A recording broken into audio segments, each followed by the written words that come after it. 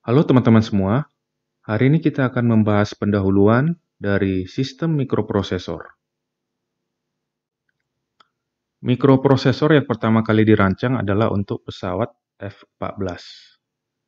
Teman-teman bisa melihat pada gambar dan keterangan yang saya ambil dari Wikipedia, di situ dikatakan bahwa ini merupakan mikroprosesor pertama dalam sejarah, di mana fungsinya digunakan dalam mengontrol penerbangan. Namun mikroprosesor ini bukanlah mikroprosesor yang komersial. Mikroprosesor komersial pertama itu diproduksi oleh Intel.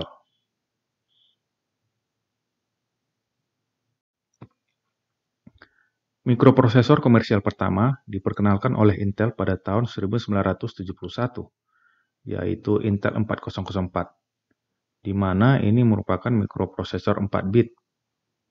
Dinamakan 4 bit dikarenakan mikroprosesor ini mampu untuk memproses data 4 bit secara paralel atau serentak.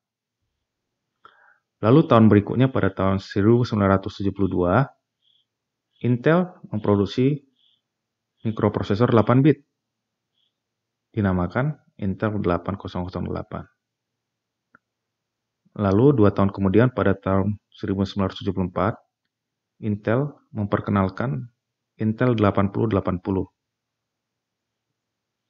Mikroprosesor 8080 ini merupakan mikroprosesor pertama yang digunakan pada komputer rumah atau PC pada zaman itu, yaitu PC tersebut dinamakan Altair 8800. Lalu kemudian Intel memproduksi atau memperkenalkan Intel 8085 pada tahun 1976, di mana ini masih tetap 8 bit, namun di 1978 Intel telah memproduksi atau memperkenalkan Intel 8086, yaitu mikroprosesor dengan kemampuan 16 bit.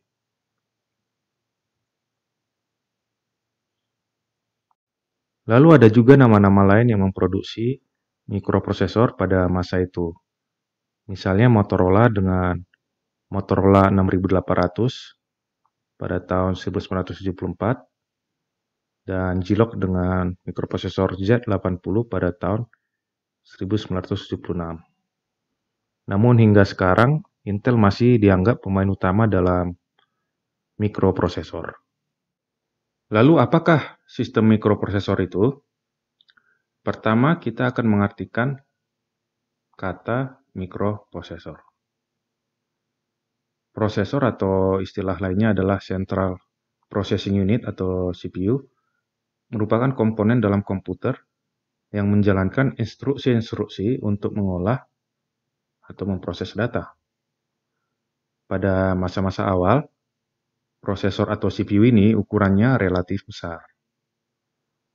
Lalu kemudian, arti kata mikro tentunya teman-teman mungkin sudah mengetahuinya, yaitu berukuran kecil atau mikron. Bentuknya adalah sebuah integrated circuit atau IC, atau sering disebut juga sebagai chip, seperti gambar mikroprosesor yang teman-teman lihat sebelumnya. Sederhananya, IC atau chip ini di dalamnya terdiri dari transistor dan juga gerbang-gerbang logika. Sekilas kita akan melihat perkembangan dan juga jenis IC atau chip berdasarkan komponen di dalamnya.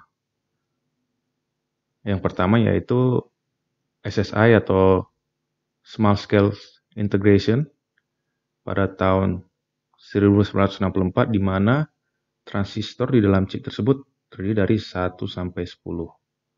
Dan logikanya, maksud saya gerbang logikanya adalah 1 sampai 12. Lalu ada Medium Scale Integration pada tahun 1968, di mana transistor di dalamnya yaitu 10 sampai 500 dan gerbang logika 13 sampai 99. Lalu ada Large Scale Integration pada tahun 1971,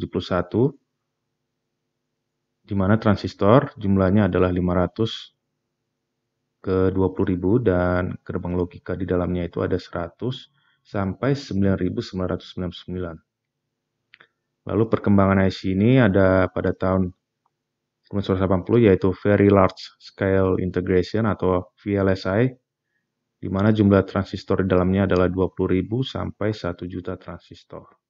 Dan gerbang logikanya 10.000 sampai 99.999.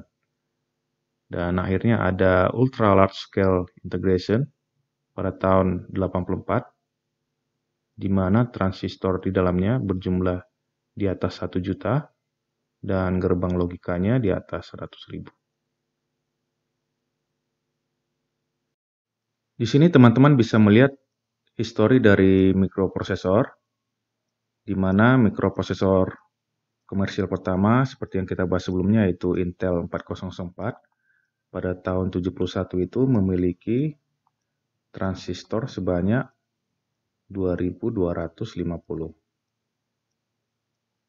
Lalu kita coba ke masa sekarang, yaitu tahun 2010-an.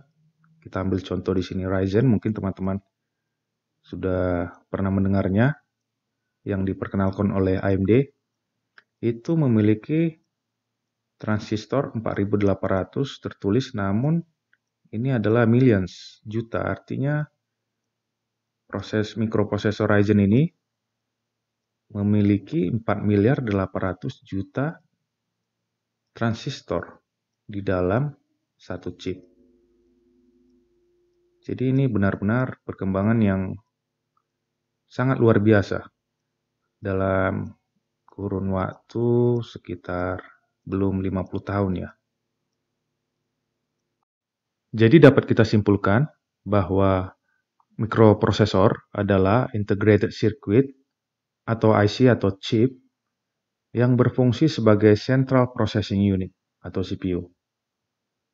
Sementara yang dinamakan sistem mikroprosesor adalah sebuah sistem yang menggunakan mikroprosesor sebagai komponen utama. Mikroprosesor terdiri dari 3 bagian. Yang pertama yaitu Arithmetic Logic Unit, yang kedua yaitu Register, dan ketiga adalah Control Unit. Arithmetic Logic Unit mengatur proses aritmetik dan logika, di mana aritmetik itu adalah penjumlahan, pengurangan, dan logika seperti AND, OR, dan seterusnya. Lalu register merupakan memori sementara tempat data yang telah diproses maupun data yang akan diproses. Sementara fungsi dari control unit adalah mengatur pertukaran data antara mikroprosesor dan memori serta perangkat input-output. Pada gambar ini teman-teman bisa melihat ketiga bagian dari mikroprosesor yang kita bahas sebelumnya berada dalam satu bagian, dan mikroprosesor ini perlu dihubungkan ke perangkat input, di mana perangkat input ini misalnya keyboard ataupun mouse. Lalu setelah melakukan tugasnya, mikroprosesor akan mengirimkan hasilnya ke perangkat output. Perangkat output ini misalnya monitor ataupun printer. Lalu bahasa apakah yang dimengerti oleh sebuah mikroprosesor? Teman-teman tentunya sudah mengetahui mengenai high level language, di mana ini merupakan bahasa yang dapat dipahami manusia karena hampir mendekati bahasa manusia. Namun bahasa ini tidak dimengerti oleh mikroprosesor. Jadi perlu digunakan compilers atau interpreters agar dapat diubah menjadi bahasa assembly. Dan bahasa assembly ini juga perlu diproses oleh assembler agar dapat menjadi bahasa mesin atau operation code atau sering disingkat dengan opcode.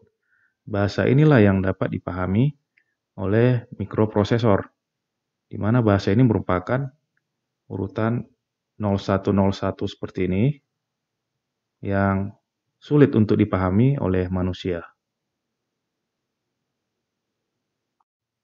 Demikian pembahasan kita mengenai pendahuluan sistem mikroprosesor. Semoga informasi ini bermanfaat dan sampai jumpa di topik berikutnya. Terima kasih.